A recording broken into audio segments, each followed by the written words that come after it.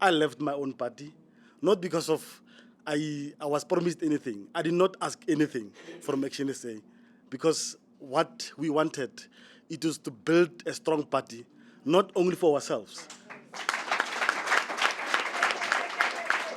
not only to ourselves, but to our kids, the grandkids, because of we saw what happened yesterday, whereby for the first time, it has never happened that the country, it's led by a directionless GNU, which failed to pass a budget.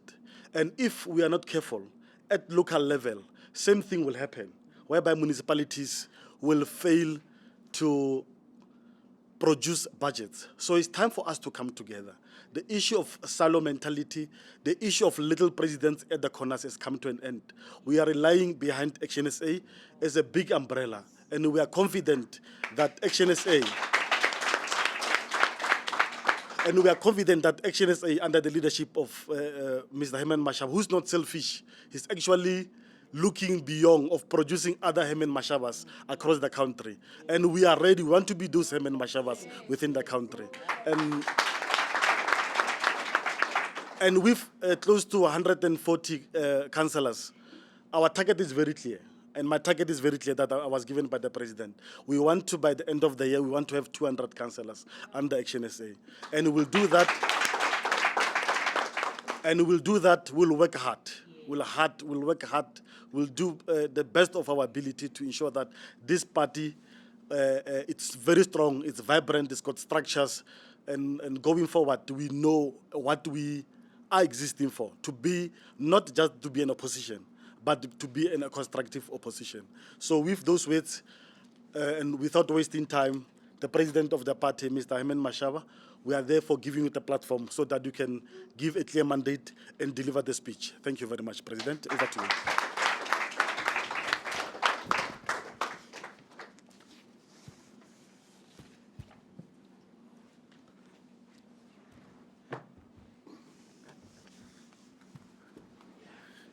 Yes, fellow South Africans, members of the media present here this morning with us, actioners, very enthusiastic actioners, I saw you out there, and all those who are following proceedings on our digital platforms. Dumelang, Abusheni, Mda, Huemore, and good morning. Thank you for making the time to gather here this morning, joining our Deputy President, Dr. Kekana, and other leaders, and me, as we welcome new members to our fast-growing green umbrella. Yes. I must hasten to thank and welcome the following new members from the Capricorn Independent Community Activist Forum, CIFAF. And as I call them, I would like them to really come forward. Both of them are councillors. One of them is a ward councillor, won a ward, Mr. Maropane Ramuruta. Unfortunately, he's unable to be with us. We had dinner together. As we speak, he had a very important council commitment. But his president is here, Mr. Shobani Mafona, who's a councillor and an MMC.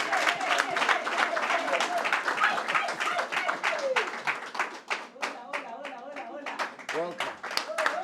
So,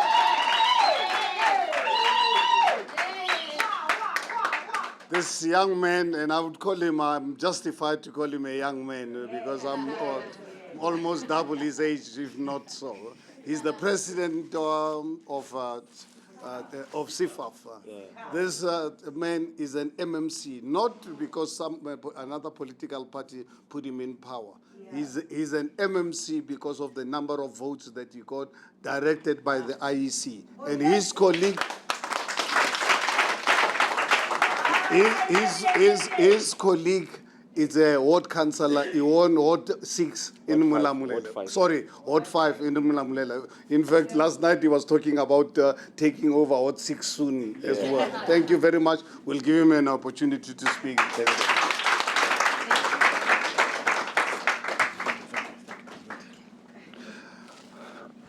Also joining us and announced for the first time here today from Mahoshi Swarahana movement, also serving as councillors, Mr. Pauwe Mphahlele from Lepelle Nkumbi Municipality.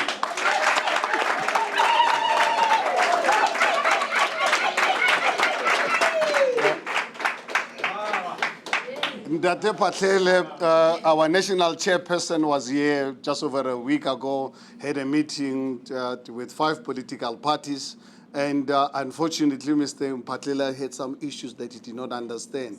But when I really looked at this man, I said, no, this one, I've got to talk to him myself. Within 5 minutes, I got him. I said that I spoke to him on the phone. I spoke to him on the phone and I said to him, Mr. Mphahlele, at 12 o'clock on a Sunday, can we have a Zoom meeting? And Kamukopa in the meeting, please just open your camera because I want to see you. Because we're going to be discussing serious matters. He's the president of the Mahoshi Tshwarana Hana movement from Lembela. He's the president and the founder of the political parties. Thank you so much, Ndate Mphahlele, for accepting this huge responsibility. We'll give him the chance to speak as well. Also from the Polokwane municipality, the one and only Lekhaisane Mothapo, one and only councillor here in Polokwane municipality.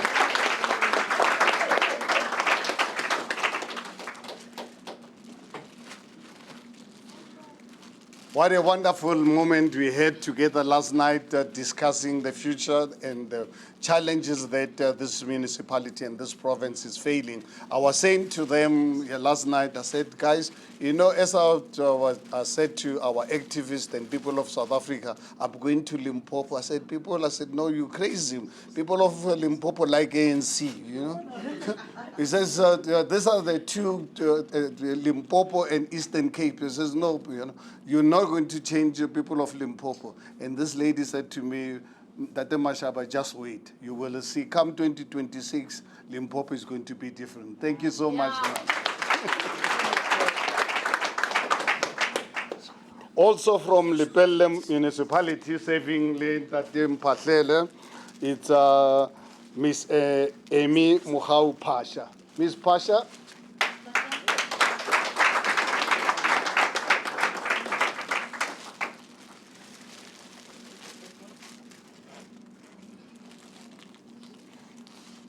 Me Pasha, thank you so much. Me Pasha, interestingly, I had, I don't know whether you related or not because there are so many Pashas in Limpopo, more especially in the Kukuni area. Skukuni area. I had my employee who worked in my family home for almost 40 years from Hapasha. We had to, my wife had to, the last 2 years, force her to take, says, Maria, you have to take leave.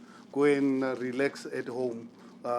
So I hope we are elected Pasha. So I'm now meeting with Pasha, working towards actually changing the political environment here in Limpopo. Thank you so much for accepting this responsibility.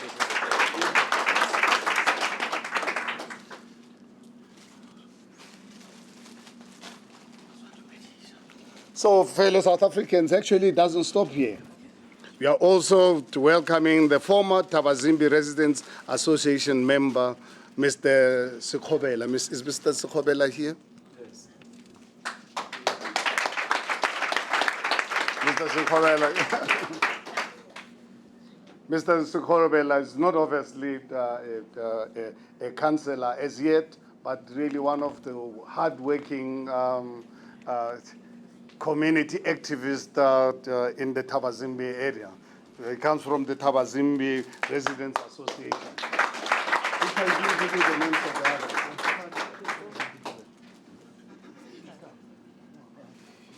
others. Victor, no, Victor, the names of the other guys. But I've got here Mr. Tonic Manchidi, President of DUP. Yeah.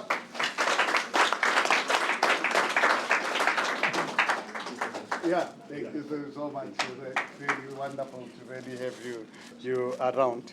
And also, I think, let me also take advantage to welcome Councillor Mkhari also. Obviously, he's already in action from Forum for Service Delivery from Guyana. From Guyana. Yeah, that's the Mkhari. Yeah, he's from Forum Services. He's an action actually.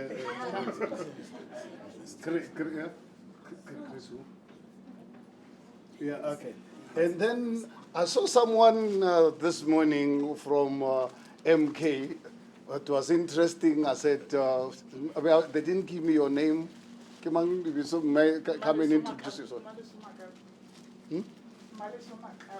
Malisu Makaku. Macau. And then Malisu from which area? From Tabazimbi. Oh, from Tabazimbi as well.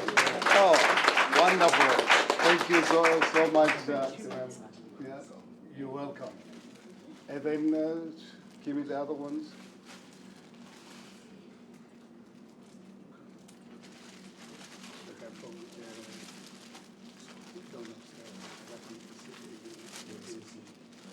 Opportunity to introduce a young person that I also had an opportunity to have dinner with last night with the rest of the team. Firebrand, I believe, here in Limpopo, particularly in Polokwane. Chris, former ANC Youth League leader from this area.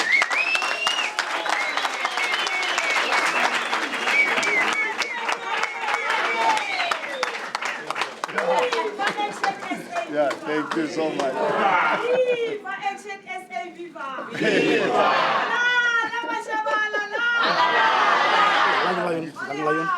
Hello, ma. Fellow South Africans, I'm sure you'll agree with me that today it's a good day, not only for ActionSA, it's a good day for South Africa. It is not just a good day for those of us gathered here, but also, importantly, for all the residents across several local governments who are represented by the councillors.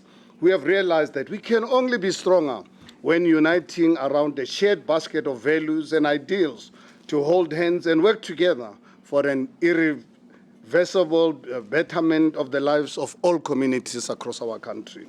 As I stand before you today, it is with great pride that I tell you that ActionSA has 39 new councillors just this year alone. 34 recently launched in January from Forum for Service Delivery. An additional 5 we are announcing today. We are here in Limpopo. These parties, ladies and gentlemen, have seen it fit to agree joining under ActionSA's growing green umbrella.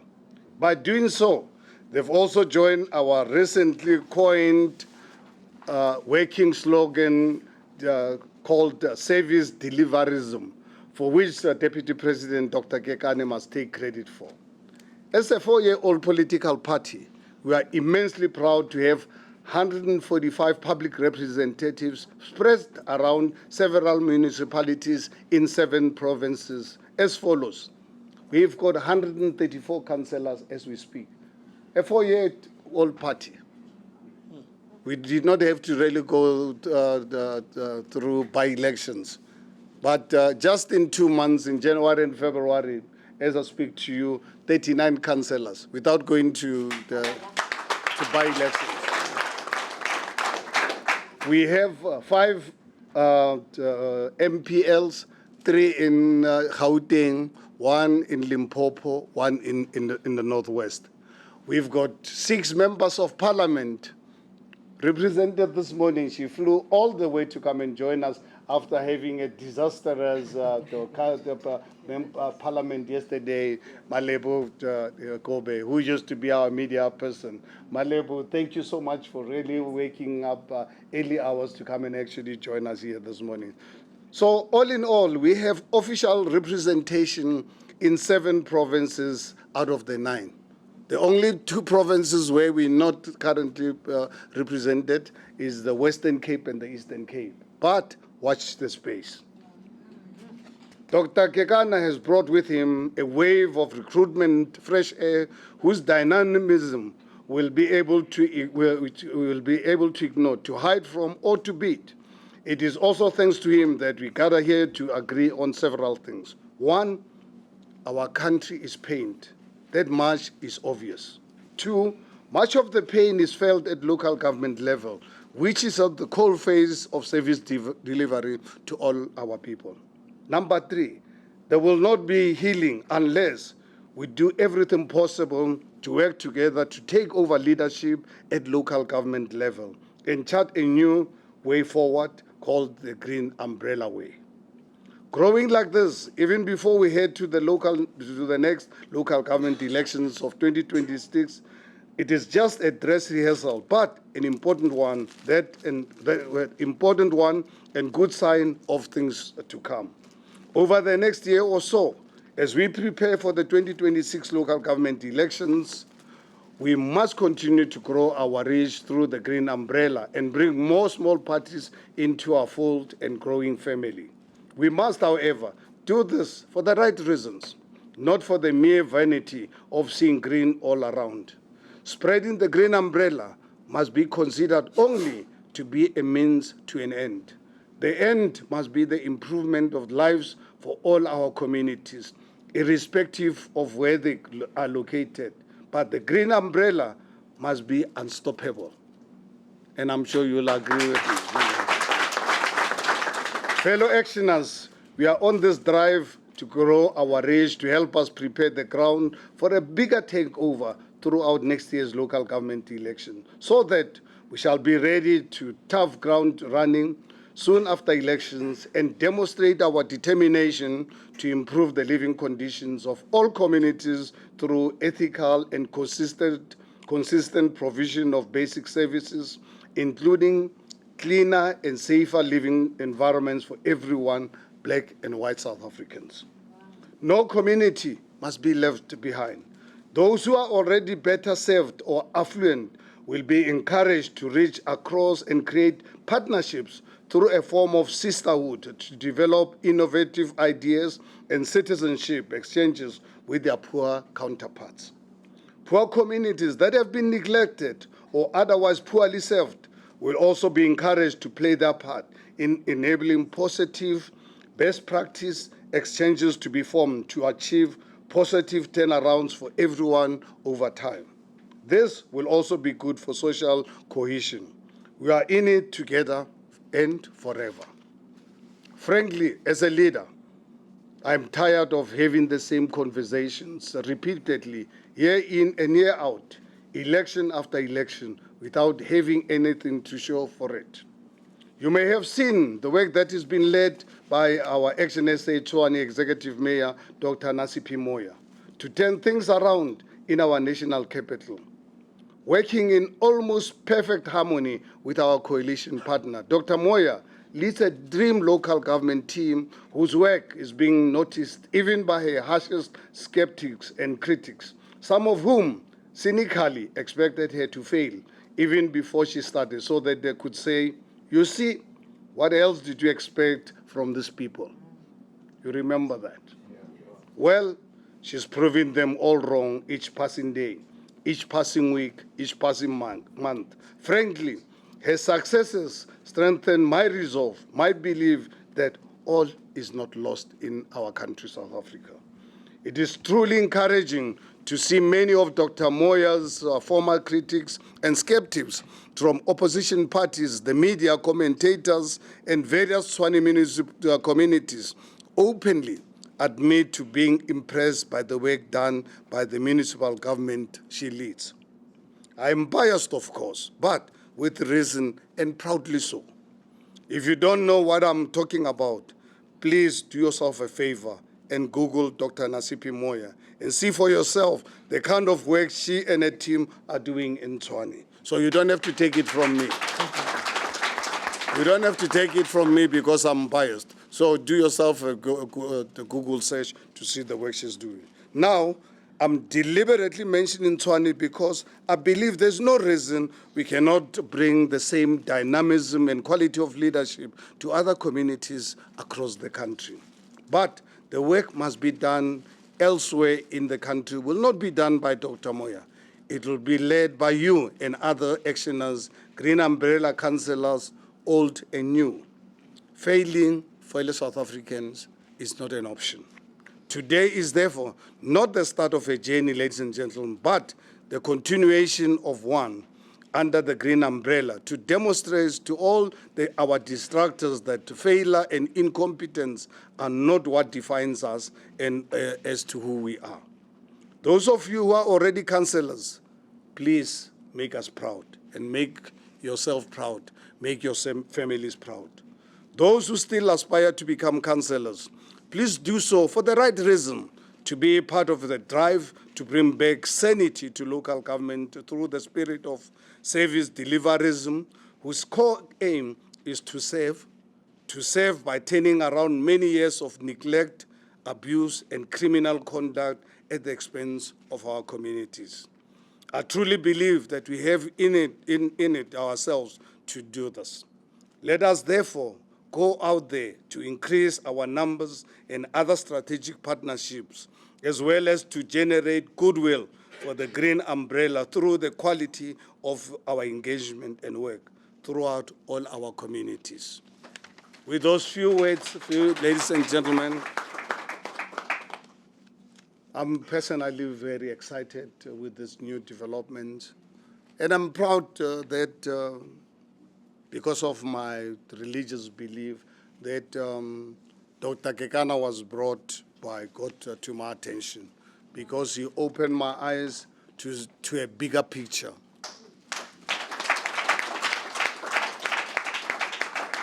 Just in a matter of 2 months, 39 councillors, without going through a by-election. If you look at the by-elections since 2021, show me any party that has gained 10 councillors. ActionSA, a party only 4 years old, has got 39 councillors. It is unprecedented. And this is just the beginning. There's a 90% chance, Limpopo, that next week, Thursday, I'll be back here in Limpopo. Details. Just watch the space. Just watch the space. Don't ask me where. I know members of the media are always so naughty. They want to get a scoop. Just watch the space. We will announce and will be really very exciting. We're at a very advanced stage of really negotiating more parties joining us. And the reason why we've got to do this and do it quickly, because this rain is it's unstoppable. So this umbrella has got to be big. We need to protect our people. You know, our resolve in fast-tracking this is because the challenges of this rain. We don't really want these parties to be drowned. So ActionSA umbrella, the green umbrella, is going to be there for them. But they are going to be there not for ActionSA. They're going to be there for their communities and the future of our children. Therefore, ladies and gentlemen, it gives me great pleasure to ask the presidents of the three parties represented as councillors here in Limpopo to share with you personally as to why they've taken this difficult, hard decision, because it wasn't easy. And I said to them yesterday, we must never fool ourselves that it was easy to take this decision to close down your parties after 2026. It was not an easy decision. Is it going to be a smooth ride? It's not going to be. Live, I had an interview with one of the media houses this morning asking me to give me an example of what happened yesterday in Parliament. You know, my belief, when I was born and raised that way, life on its own is difficult in your personal capacity. Life is difficult in any family. Show me any family, anywhere in the world, the 8 billion people. Show me any family that does not have challenges. Political parties, NGOs. But one thing that we've got to be fortunate as human beings, and I always use this as an example, that God has given us this small brain to use to navigate the challenges. So for us as ActionSA, when a challenge present itself. We don't. In fact, when people see darkness, I see light at the end of the tunnel, and that is really what's really happening with us. So, colleagues, I will start with Ntate Mphahlele to be the one, our member of parliament to respond to what happened yesterday. Ke starte ka Ntate Leseja from Jacaranda as to how. I think if you look at this approach, as I indicated during my speech, that my meeting with Dr. Kekana was a God-given opportunity for me to open my eyes to other opportunities. As you are aware, I'm new in politics. I've spent 40 years or so of my life in the commercial world. I'm a capitalist. I enjoy making money, paying people, and giving them shampoos and so forth, and make money in the process. So politics is really very new to me. I only accepted getting involved in politics late 2015 when DA approached me to be the mayoral candidate. And I said, my goodness, what does a mayor do? Because I had no idea what the mayor does. But because I was really concerned with the direction our country was taking, I then accepted. Because I said, Herman, if not you, who? And I spoke to my family to say, what? We've got only two options. It's either participate in this or we leave this country. And leaving this country, I said, no, I don't want to be a refugee somewhere else. This is my country. I have the right and the obligation to actually fight for it. And I served as a mayor for 3 years, and in the process had clashes with the DA because they did not really believe in my proper approach to governance, because I believe as a mayor or as a public representative, when you serve, you don't only provide services to those who voted for you. You must provide services to everyone, particularly the poor and the marginalized. They expected me to go and cut grass in Sandton when people of Alexander did not have toilets for 15 years. And I think for me, this was really something personal and deep hit. And obviously, when they brought Helen Ziller back, I decided I'm out of here. I don't want to be associated with these people, And people then requested me to form my own political party, another new challenge, completely new challenge for me. So I'm still really learning the political terrain. And the political terrain is so fluid in this country. But not only in South Africa, all over the world. Coalition arrangements, it's the order of the day. As I'm learning, I'm obviously getting into contact with others with better knowledge of things that I did not really know before. So if you look at the difference between what we did, particularly here in Limpopo, as you are aware, we had 2 provincial chairpersons before. And we had to bring Victor at the last minute for things that really embarrassing as to why people get involved in politics. I cannot really control and manage people who go into politics for wrong reasons. I think for us, that's the reason why I like this slogan that Dr. Kekana has now begun to inculcate in our organization, that we're about service delivery. People can see when I was the mayor of the city of Johannesburg.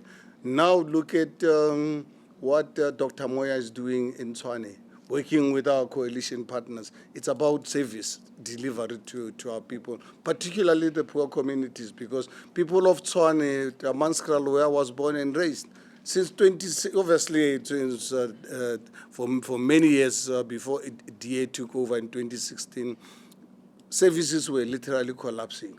And DA took over power in 2016, then even stopped. Can you believe it? In Tshwane, ANC service delivery was much better than the DA, because DA literally stopped providing services to black areas, who are the biggest voting bloc. So that's why I ended up saying, no, let's remove them.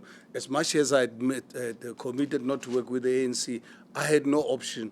I was not prepared to leave Tshwane without the executive, without the executive. And we used our numbers to form a government with the ANC and EFF and other parties. And I think their success, it is there for everybody to see. So the difference between what has happened here in Limpopo and what is happening today in this press conference, very fundamentally different.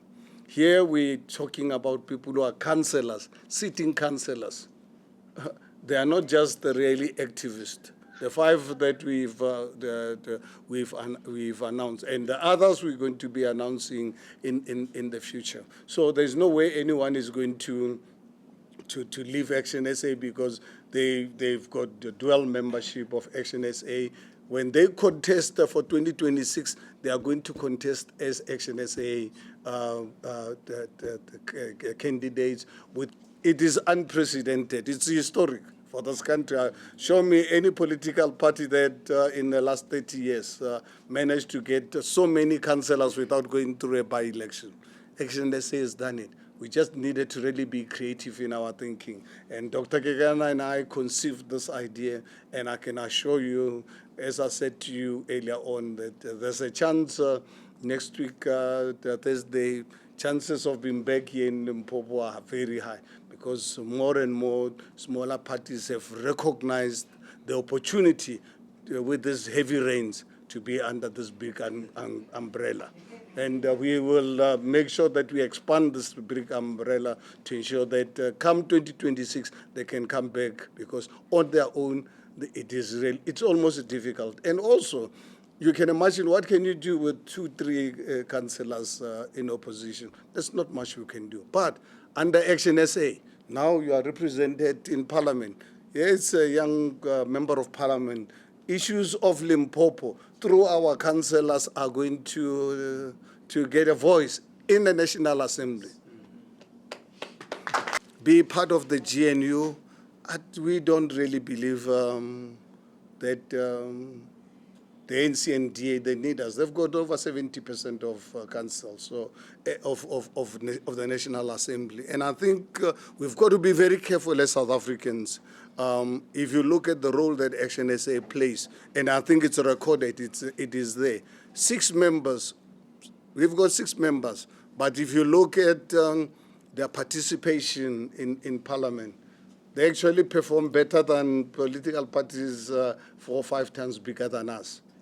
When we sent them to Parliament, 6 of them, you know what we said to them? And we said this to the media, that you guys, you go to Parliament, you go and box like you are 60. And I can tell you right now, they box like they're 120. They're doing the great job. So colleagues here in Limpopo, as part of your work in council on a regular basis, you're going to have a strange. I think for me, last night, reflecting on this with some of the parties in the GNU celebrating achievement that they blocked the Parliament from passing the budget. And I'm saying, but these are people who've been in government for 8 months. What have they been doing all along? They are not actually punishing ANC. They are punishing people of South Africa because that means all along they were sleeping on the job. Who they are punishing is not ANC that's being punished here. They are punishing people of South Africa. How do they expect us to operate as a country without a budget? If they were not happy with this budget, what is actually even said about this matter? And I think I want South Africa to know. The Deputy Minister of Finance comes from the DA. When this budget was being constructed, where was this? In the meantime, enjoying the benefits of blue lights and the 2 houses in Tshwane and everything like that. So I think for them, honestly, to celebrate their victory, it's an insult for us as South Africans, because they've been sleeping on the job, and we've got to say it as it is. They failed us by bringing this matter at the last minute. They've demonstrated to us that they've been sleeping on the job. And I believe as ActionSA, we're very angry about it. I saw our members of parliament went out in the media to say, how can these people actually celebrate the failure? How do they expect South Africa to operate without budget? This is an issue where they've had 8 months to have engaged on, not an hour before the sitting of Parliament to present this budget. And then they celebrate that they are holding the ANC to ransom. What kind of, did you go into, you can't go into a coalition to go and sabotage your partner. When you go into a marriage or you go into a coalition, you go into a coalition for mutual respect and mutual cooperation. So in this case, it looks like the DA went into a coalition to sabotage the ANC. And if the ANC is going to allow this, then they must accept that come 2026, come 2029, we are going to make sure that the voters of this country are sitting with two big parties in government who are there not to serve people of South Africa. They are there to sabotage each other. The interest of South Africa is not put ahead of that decision, and we're very angry about this. Energy FM, I'm sure, have responded to the issue of how different this matter is. I think I've addressed this. So, yes, building up to 2026, we unapologetic about this, that we are going to increase the size of this umbrella because, you know, the last few days we've had Pula Yamidupi, you know, and before now we start getting storms. I think it's important that this green umbrella must be bigger but strong. And I'm saying to Dr. Kekana, we are not going to waste our time going through a by-election. We found a way, a creative way. So please don't come and ask us to go into a by-election. Why go into a by-election? We use this money to ensure that we serve people of South Africa, because what are you going to, you know, to run a by-election costs you 500,000 plus. Why waste your money going contest with parties that are not interested in serving our people? There are lots of parties throughout the country, in every municipality, that would really want this green umbrella. So please help me hold Dr. Kekana accountable to ensure that by end of this year, he must give us a report, and we'll give the report to the country to say, Mr. Mashaba and ActionSA, we have 250 councillors. You wanted 200, we've got 250. So please help me hold him accountable. So I think the rest, I think I can. You know, as ActionSA, we were very, very clear, quite clear about our position regarding the budget presentation, before even coming to our attention that there was this proposed 2% VAT increment. We were advising the president to say, if you listen to the speeches of our and press statements by our members of parliament, to say, to Mr. President and Minister of Finance, you have a bloated cabinet, one of the biggest in the world. Some of the ministries have got up to 2 cabinet ministers, deputy ministers. Ministers who actually, our colleagues can tell you in parliament, deputy ministers up to today, they've not been given responsibilities. They don't know what they are there for. 2 deputy ministers. This country, South Africa, with our level of debt and inequality, we don't need, this country can do without deputy ministers. We were very clear during the 2024 elections that we've done an exercise as ActionSA that this country can run with a maximum of 20 cabinet ministers, no deputy. So you can imagine the saving. You can really save more money than actually trying to impose more taxes on South Africans. Also, the level of corruption, for as long as this the Grand Coalition is not going to stop corruption, there will be a loophole. Basically, what they are saying to us, we must give them more money to go and steal. Because we know this money is not going to go towards public service. It's going to go towards corruption, because there are no consequences for politicians in this country for corruption. If you stop corruption, you downsize the number of the cabinet, and also put in professional people to run the departments. That alone, I can tell you, this country will get more revenue than actually imposing this additional taxes on South Africans. One of the things that is very important that we've really tried to educate the president and his cabinet. You know, I don't know if you are aware, South Africa has got the biggest abandoned factories all over the country. And I remember in the 80s when I started my business career at the age of 22, I started selling insurance. I remember coming to the business area, they coming to sell insurance to those workers from the Seshego walking to the factories. Where are those factories today? Abandoned, derelict. Amanskral, Babelech Industrial Area. I was born in Ramuts. Those factories were built in front of mine. It used to be our land, and all of a sudden built factories. But my sisters used to walk to go to work, go to Babelech Industrial Area. That industrial area used to really, if not millions, hundreds of thousands of people. Some of the big factories used to work 7 days a week, 24 hours a day. Today, those factories belong to us people of South Africa.